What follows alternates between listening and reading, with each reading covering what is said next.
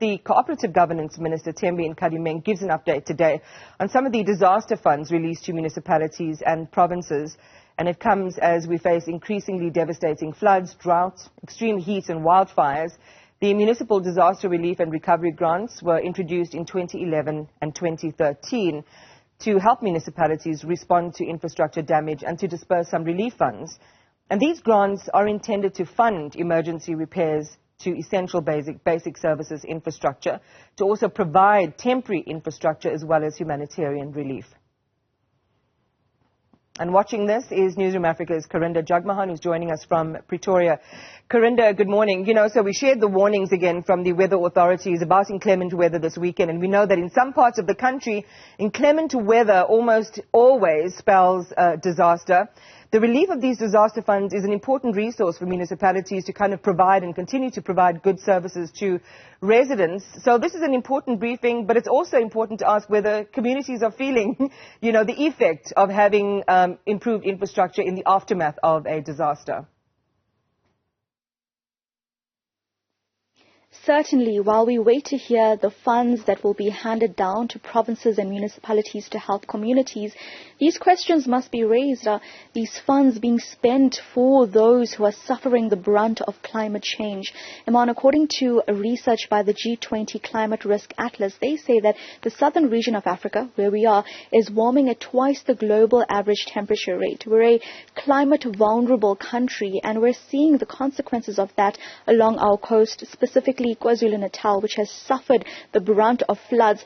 Not just the 2022 floods, which was the worst in recent history, but several floods across the inland areas as well. For example, Ladysmith, where several homes and infrastructure, public infrastructure, were damaged. Now, residents especially who are impoverished and who live in homes that are not built up to withstand this inclement weather do not have the money to rebuild. They're relying on social grants to help them. Municipalities say they don't have this money, so they're relying on provinces. Provinces are then looking to the CoGTA minister for this budget. So that is why it's critical then to ensure that this money is handed down directly to the person who needs it in the form of these grants. There are two specific grants that will be discussed today. The Municipal Disaster Response Grant, which is to respond immediately to a disaster. Last year that was elevated by about 372 million rand. And then there's the Municipal Disaster Recovery Grant, which was last year elevated by 1.2 billion rand, specifically because of the disasters we saw in KwaZulu-Natal, the flooding that occurred there.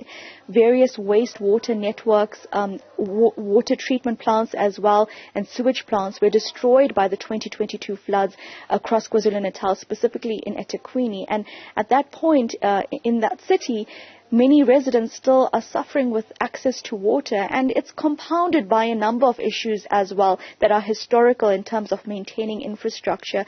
But there's also now a question of when will this grant be spent and to what reason? So, for example, if a wastewater treatment plant was damaged in a flood, would this grant be spent because it was damaged by the flood, or was it damaged because it was not strong enough because of a history of non-maintenance? So these kind of conversations also happen at a council level, often debated by political parties in council. So what we see at the bottom of it is when it comes time to spend this money, there's also a political debate about how the money is spent.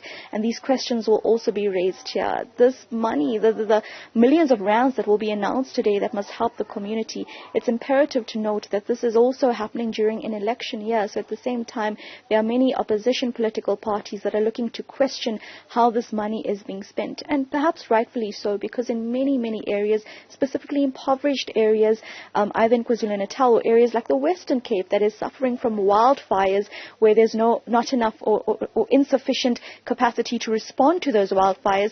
Ultimately, residents are the ones that are most impacted, and impoverished residents more so. So today there will be questions raised about accountability with regards to how this money is spent. It is a relatively new grant, considering it was announced in 2011 and 2013, the two grants, but it is much more critical at this time, as over the years we're seeing more and more natural disasters. You've just seen that at times the temperatures get quite hot, intensely hot, and then following that an immediate bout of heavy torrential rain, which infrastructure cannot withstand. So we're also going to be looking at how disaster management centers can be funded and perhaps beefed up just in terms of capacity to immediately go out and respond to communities where people are unable to even get out of their house in a situation of flooding.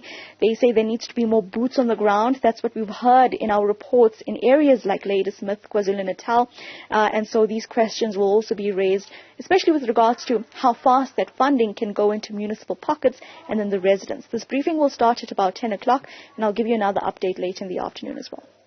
Looking forward to it, Karinda. It's really an important one, and you see throughout what you're saying the intersection of the execution of duty at council and municipal level, where we've seen a lot of councils kind of descend into disarray and chaos.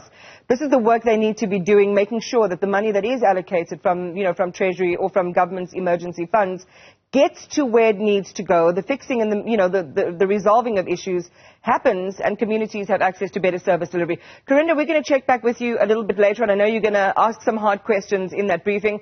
So we look forward to the fruits of this morning's engagement with the CoGTA Minister Thembi and Nkadimeng. Thank you very much, Karinda.